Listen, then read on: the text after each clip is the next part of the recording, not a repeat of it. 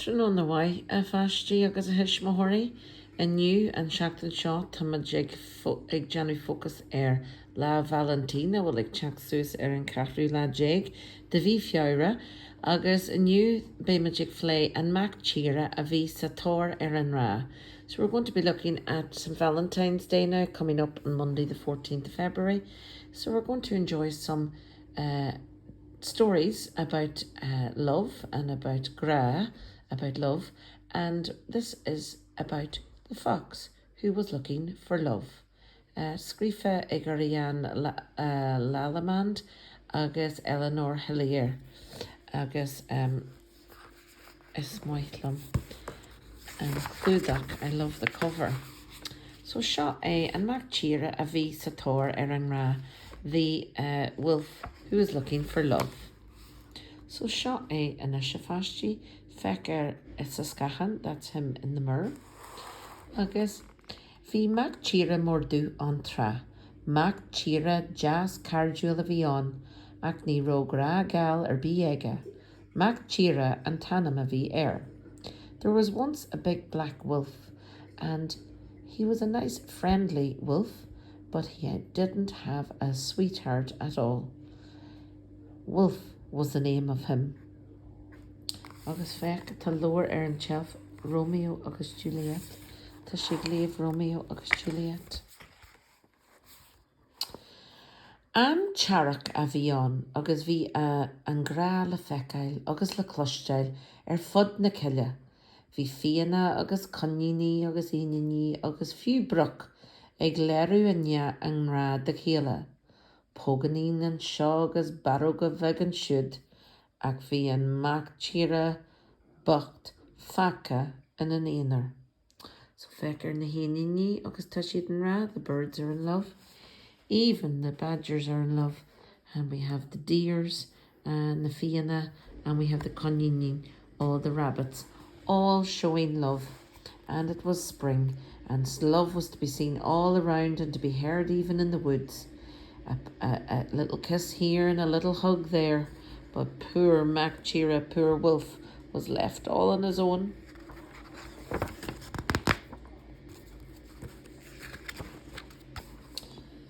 Well, feic an isis agus é a hí an stall sawala agus tá si ag feiceann sé an telefís Grandma Cree. He's looking at the love of my heart an telefís agus tá si smuintú rudaí.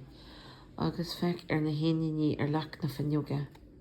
Maidí na bháin agus an Mac Tíre ag brathnú féin sa scachan. Dúirt sé go gasú sé a ngrá geal, ach cían cí. Níl éon scill agams na cuasaí sin. One morning, as the wolf was looking at himself in the mirror, here he is, ag feiceann sa scachan and scachan the mirror, he said to himself that he was going to meet his sweetheart. But how? I've no skills in these affairs, he said. And muadjin sin hug sé cuairt an uallachan. Chaithí tú tittim an ngrá agus sin a bhfuil an sisin. He visited the owl. You must fall in love, and that's that, said he.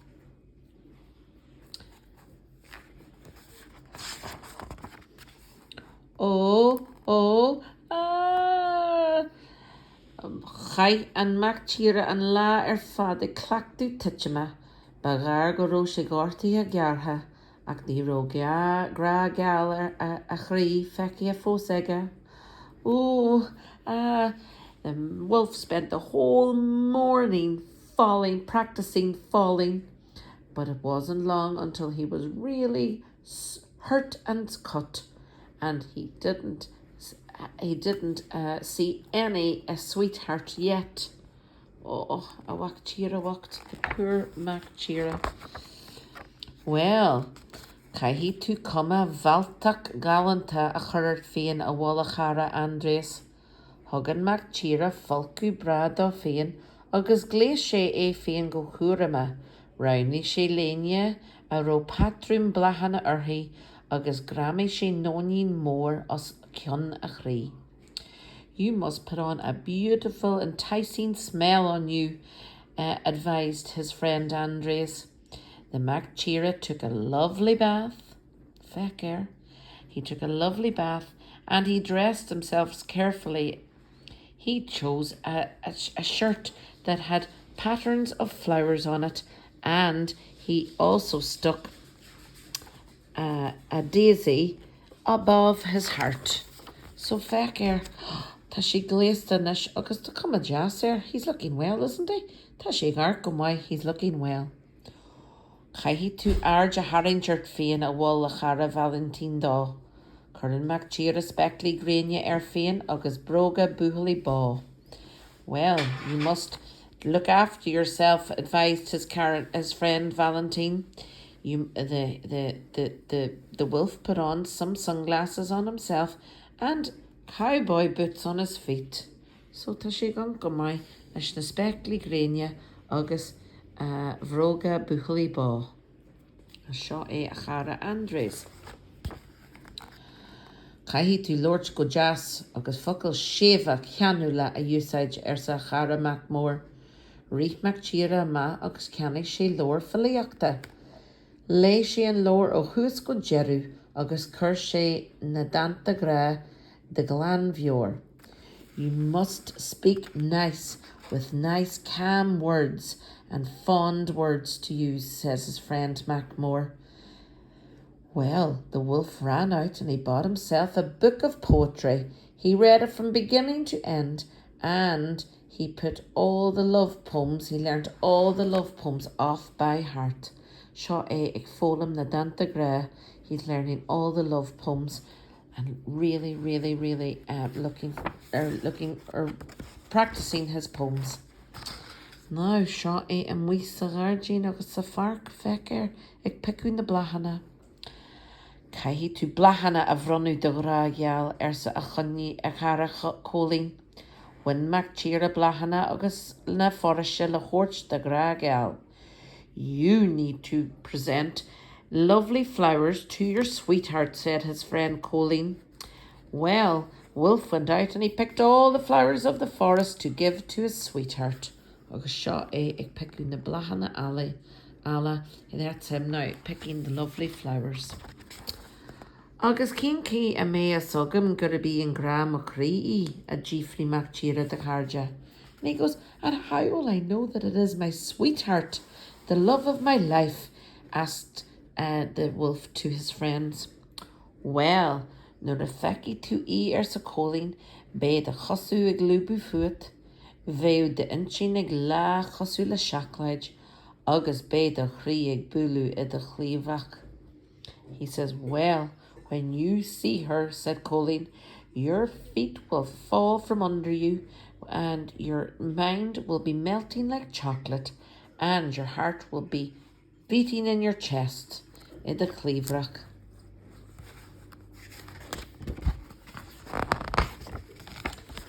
Agus glais mar sin hui Mac Tíre ag spáisteach sa chil agus ag cailú dóchas an sin hánig Mac Tíre álín a ma riva an gosan.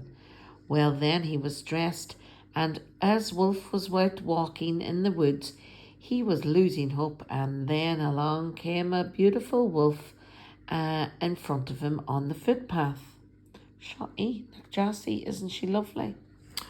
Hug Mac Tíre na blahana dí agus dúirt, is jeise húna na nóní na an rose na an blapwee, níl de harú dóin a grageal mochrí, irias an chafo de flaike, san Mac Tíre Allen agus Jimmy Shilehi.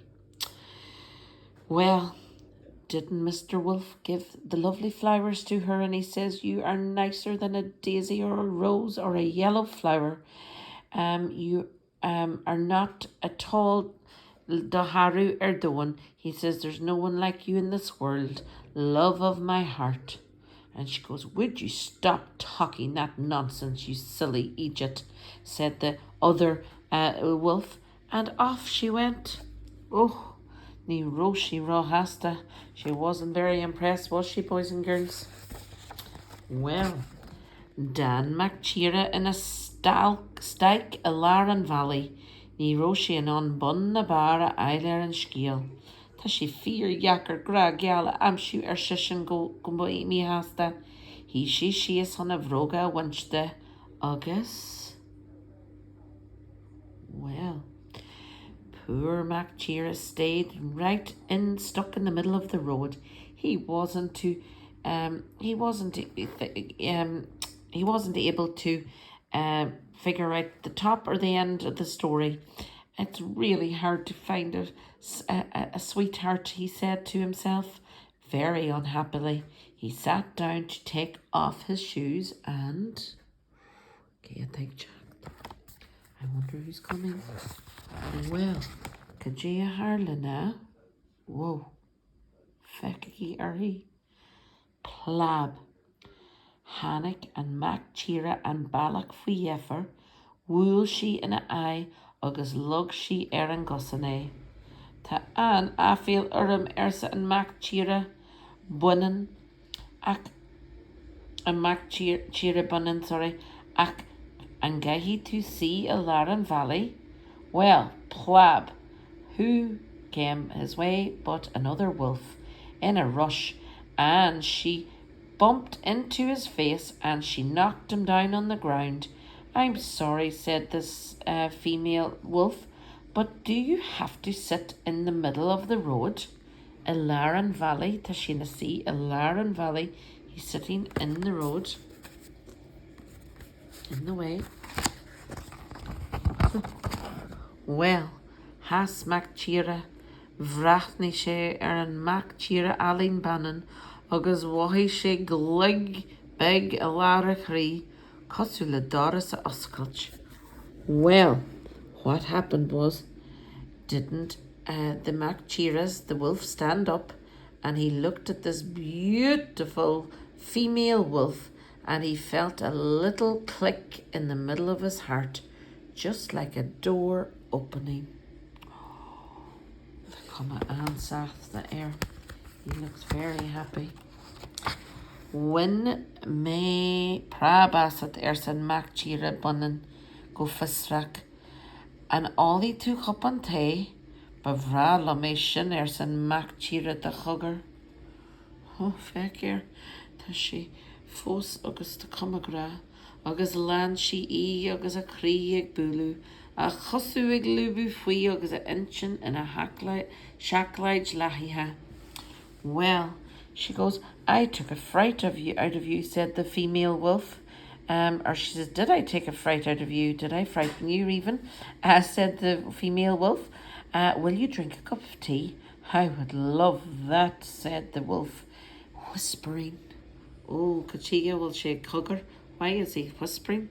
And he followed her, his heart thumping, his legs falling from under him, and his mind was like a melting chocolate.